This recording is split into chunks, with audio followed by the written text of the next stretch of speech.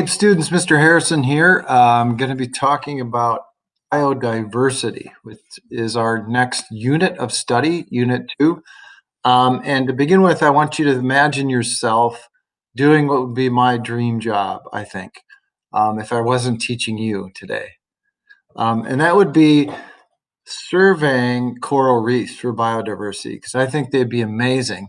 And imagine that was your job, to go out and survey coral reefs, and you stumble upon an unusual sponge. No, not this one. This one. And imagine that you were able to analyze this sponge with the help of some microbiologists and discover that it actually could help treat cancer. And this is all a true story. I was not involved in it. But a sponge was discovered to have a chemical called mesamine A, which is a natural product derived from certain groups of sponges, which can actually block the growth of cervical and breast cancers. And it does that by targeting a protein that is expressed in these cancers, and it bonds with those. So what does this have to do with biodiversity? Well, we're going to learn about biodiversity. We're going to learn about those ecological services, those things we talk about that have value to us humans, and how it's so important that we recognize those values, and so we protect biodiversity. So to begin with, just quick, our purpose is to apply terms from Unit 2. I'm going to teach you those terms, and mainly focusing today on biodiversity and ecological services. And what you're going to be doing after the lecture is, in the Ed puzzle, you're going to be working on FRQ questions. So I'm going to embed some FRQ questions in this Ed puzzle, and we're going to be developing our skills. So why biodiversity is a principle of sustainability. Remember back to our first lecture. And of course, we need to develop those FRQ skills as we move forward and prepare for the AP exam. So to begin with, there's going to be 3 Ed puzzles in this unit. Today I'm covering Introduction to Biodiversity and Ecosystem Services, and hopefully you can explain environmental concepts and processes related to ecological services. We will be doing an activity related to that as well, and describe environmental concepts and processes related to biodiversity. You can see the other Ed puzzles I'm going to be talking about are factors that influence biodiversity. So we're going to learn about island biogeography. So basically where species are located, relationship to the mainland. We're going to talk about physical islands, but also talk about islands of isolated habitats, and getting into describing those. Even your natural spot could be considered an island in regards to certain levels of biodiversity. We're going to talk about ecological tolerance, very important factor that determines which species exist in a particular ecosystem, disruptions to ecosystems, and of course, adaptations in ecological succession. Science practices we're going to work on today, and through this unit are concept explanation. So we're going to be looking at concepts related to biodiversity. We're going to be doing some text analysis. Some of the AP exams do ask you to analyze some text, and we're going to learn how to do that effectively. And look at practice 6, environmental solutions. All right, so to begin with, biodiversity, what our learning objective is to explain the levels of excuse me, of biodiversity and how they're important to ecosystems. So here's our essential knowledge. You can take a look at those. Those are the things I will be covering here in a second. So before we begin, these are some task verbs that are really important to connect to in terms of the FRQs. And we will be working on them all throughout the year, but for this particular lecture, I'm going to be focusing it and having you do some identifying and some describing. Okay, so biodiversity, the basics. What is it? Biodiversity in its simplest terms is measured in terms of life forms and ecosystem, measured on 3 different levels. First is ecosystem diversity. So if we look at a particular area, it could be Madison, and what are the different ecosystems we can find throughout Madison? We can find some wetlands, we can find some small areas of forest, and of course prairies. Those would be the different ecosystems we can find. And probably the one we're most familiar with is species diversity. And that's the number of species in a given ecosystem. We're also going to talk about this term evenness, and that meaning the number of individuals in that area, as well as the number of species. And of course, genetic diversity. And we're going to talk about how that's really important for species and populations so they can change over time and adapt to disturbances. So this is a visual that kind of shows you ecosystem diversity here in the mountains.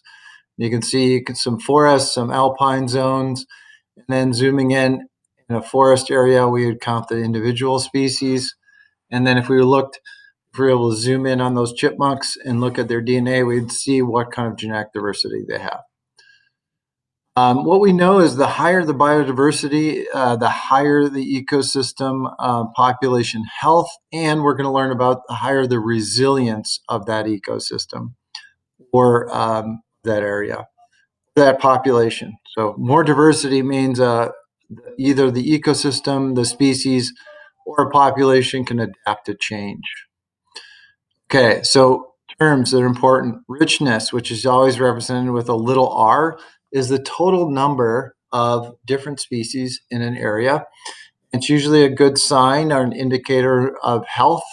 More species usually means more higher quality of water. We're going to be looking at macroinvertebrate sampling later.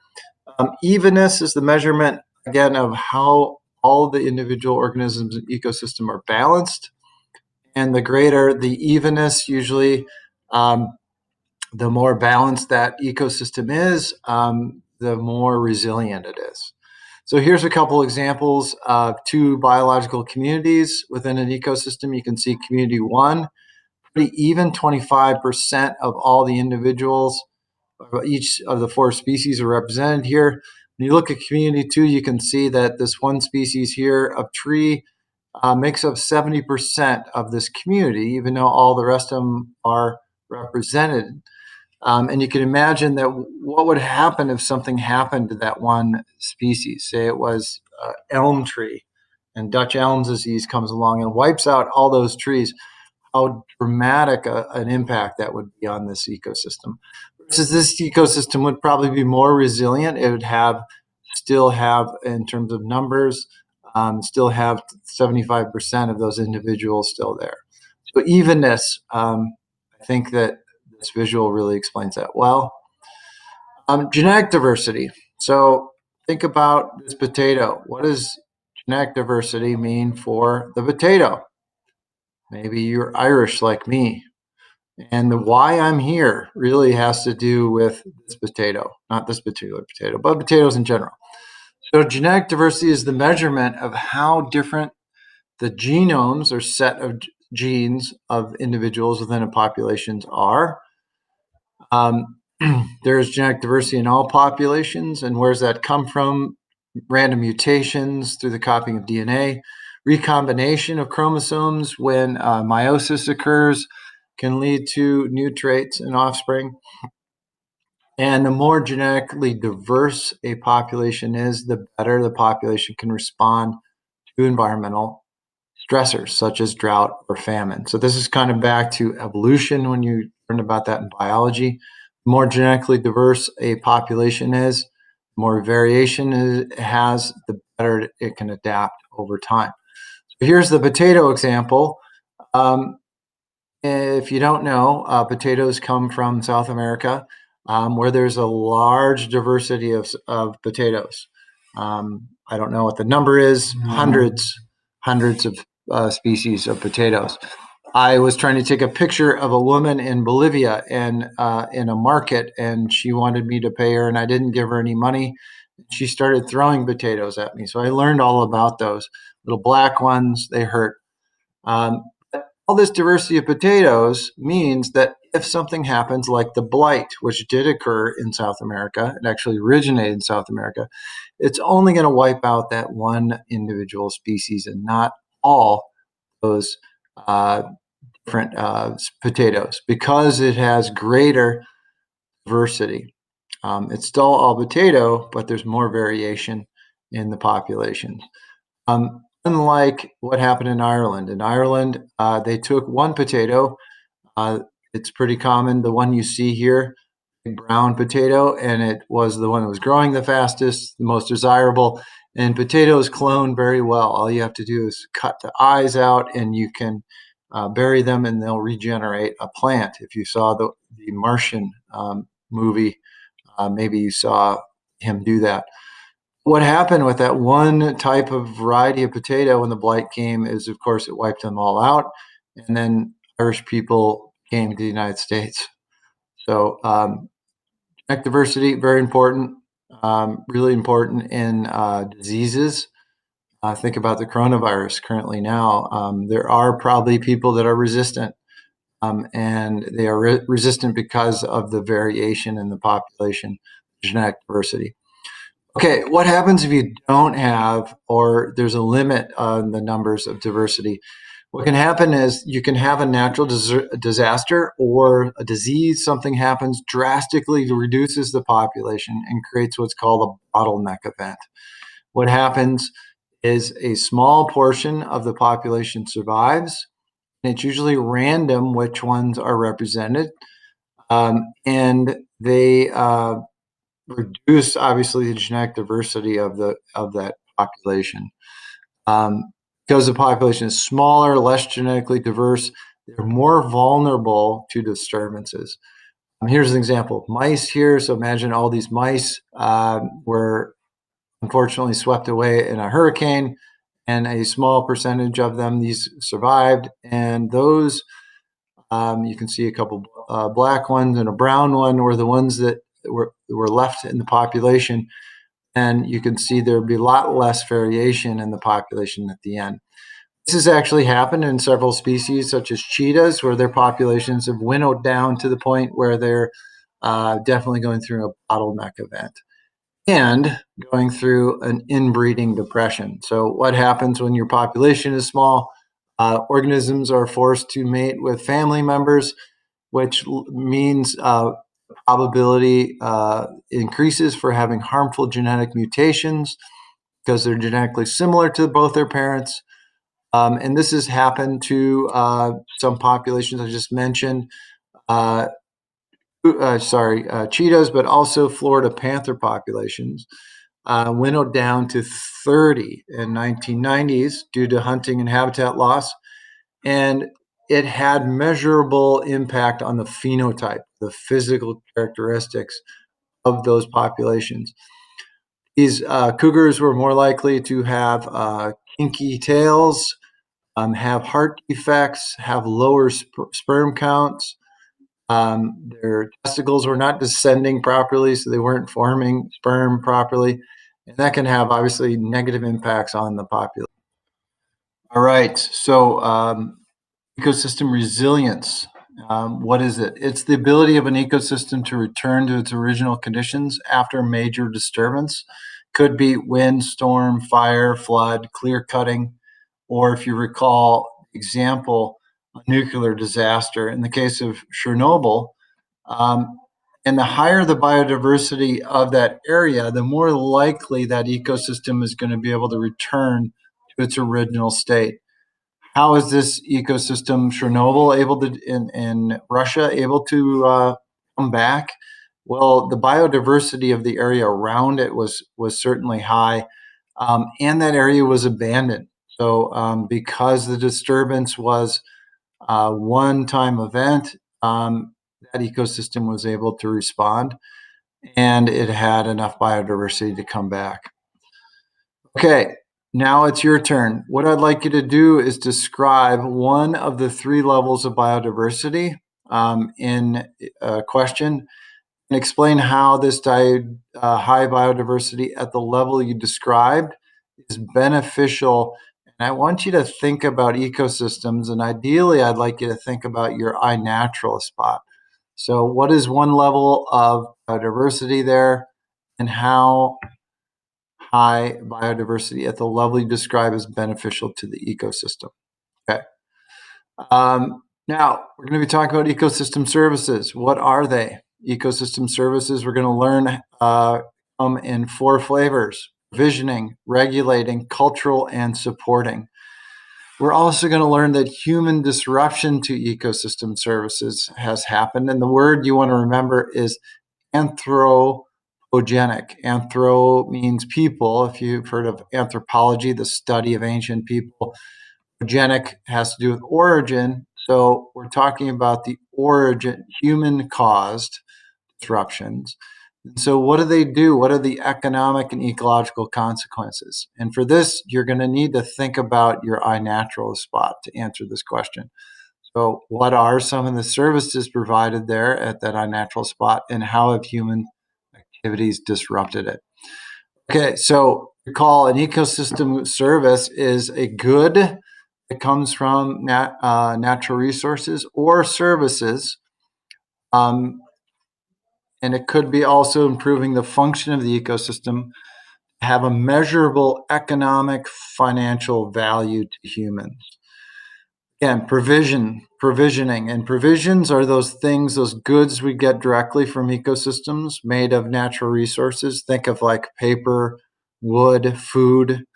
And there's regulating, that's natural ecosystems doing things like improving air quality, reducing climate change by absorbing CO2, the flood prevention, and those are ecosystems that retain water. A wetland could do that, a forest can do that, a prairie can do that. And what it does is reduce ultimately health costs. This is really evident when you see areas that have been heavily altered by development, like Houston, Texas, and something happens like a hurricane. And because they've lost a lot of their wetlands and areas around, natural areas around that city, it's all impervious, flood levels are off the wall, are crazy. Comparing that to a city that might have protected its wetlands and allowed those natural regulating services. Supporting, those are where natural ecosystems provide services. Think of like bees. Bees, of course, pollinate crops. And imagine yourself, I mean, this could be a college job if you lived in China. Actually, there are places where they've had to pay people to go out with Q-tips and do the pollination because they've eliminated all their bees with pesticides. I'm sure they're back now, but this did actually happen. Cultural services, so those are things like generating revenue through recreation, camping, scientific knowledge. So think about your iNaturalist spot. Which of these services do you think it provides? So humans have disrupted the ability of those ecosystems to do those services, which ultimately decreases the value of that ecosystem. It has ecological, which means, again, natural consequences, and economic, which having to do with money consequences. Some examples are, for example, clearing land for agriculture or cities. That's going to remove trees. Trees are very important in absorbing CO2. I'm going to actually have you go out and measure that in a tree in a lab. And if those trees are removed, we're going to have more carbon dioxide in the atmosphere, which could increase the frequency of storms. It could also cause climatic changes that could change crops' ability to grow, and that's going to have some economic impacts. Overfishing. So if we go out and overharvest our fish, in the case of tragedy of the commons, which we have done, eventually those jobs, those fishing jobs, harvesting fish, are going to be decreased in the future. So I'm going to break down these services in a little bit of detail. So provisioning, what does that mean? We're getting goods and products directly from provided to humans. Examples: fish, hunting, animals, lumber, naturally grown food like berries, wild grains like wild rice here in Wisconsin. Um, Honey, to some degree, is a natural product, even though it is managed. It's sort of a managed agricultural product. Um, Goods products that are made from natural resources that ecosystems provide us. So providing. Others, paper, medicine, and I gave you that example of the sponge. Um, Rubber was derived originally from trees in South America before it became created synthetic rubbers. Um, we have disrupted by over harvesting um, through water pollution and clearing land for agricultural urbanization. We've disrupted the ability to get those provisioning services. Probably the big one is over harvesting, especially of fish. We over harvest those because they are in the public domain. They are not owned necessarily by one country or one area. It's very hard to regulate fish in the ocean. Okay, regulating services. What's that mean? Those are benefits provided by an ecosystem process that moderate natural conditions like our climate or air quality. So examples would be like trees in a forest. They're, again, sequester, and that back to nutrient cycles. Sequestering means to store, to hold that CO2 in their wood. So they've taken out the CO2 and made mainly cellulose, and that reduces the rate of climate change and lessens damage caused by rising sea levels and reducing crop failure from drought. So here's an animation, CO2 going into the tree. Trees filter air also by removing pollutants, which reduces healthcare costs for treating diseases, very important for respiratory illnesses such as asthma and bronchitis. Of course, deforestation is going to be the human activity that would disrupt this regulating services. Supporting services. So those are the natural ecosystems provide processes we can do for ourselves, making them less costly. For example, wetland plants, they filter pollutants, leading to clean groundwater that we don't have to pay as much to purify, and with expensive water treatments. In Madison here, we do have groundwater, and if it wasn't for our wetlands' ability to filter those waters and the aquifer, the nature of our aquifer is pretty deep, we would have to pay more money for our water. Bees and other insects, obviously, they are pollinating our crops, which means it's going to increase the production and higher profits. So supporting services. And how we've been doing disruption of those services is, for example, pollinator habitat. We're going to be talking about bumblebees here shortly, and the loss of habitat mainly because of agriculture and urban development, and pesticides that are very effective at reducing habitat like milkweed and other pollinating important plants. We've also filled a lot of our wetlands here in Madison. Madison used to be surrounded by wetlands, even more extensive than we have now. And we've been filling those and developing those. And that's going to obviously reduce the supporting service of the wetland. Cultural services. So that's revenue we get from recreational activities. That includes hunting, fishing, park fees, tourism. In the state of Wisconsin, we derive hundreds of millions of dollars from revenue from folks coming up, mainly from Illinois, to escape to Wisconsin. And if it wasn't for those ecosystems like lakes that we have and the quality they are, we would probably not drive that profit. Also profits from scientific discoveries made in ecosystem that could relate to health, agriculture, and educational knowledge. Beautiful landscapes draw tourists who pay to enter parks, spend money. They also go out to eat, local stores, or pay camping fees. Fishermen also pay for licenses to catch fish in clean rivers. Scientists can learn about compounds that could lead to creation of new medicines. How have we disrupted these cultural services? In some cases, deforestation. In Wisconsin, we've been pretty good about actually increasing our forest cover. But in other places in the United States and in other places in the world, deforestation is a major impact. Pollution degrades the quality, obviously, of those ecosystems. If they're polluted, people are not going to want to go to them. And if we urbanize an area that was a naturalized area, then obviously we've eliminated that service, that cultural service. Okay, now it is time for you to do practice FRQ 2.2. I'd like you to describe an ecological service that your iNaturalist location provides for humans, and then identify one human activity that could degrade this ecosystem service, and explain how the activity decreases the value of the ecosystem service. So you got to identify one of those services that you think your natural spot has. What is an activity that has degraded or could degrade this ecosystem service? And then how that activity decreases the value of the ecosystem.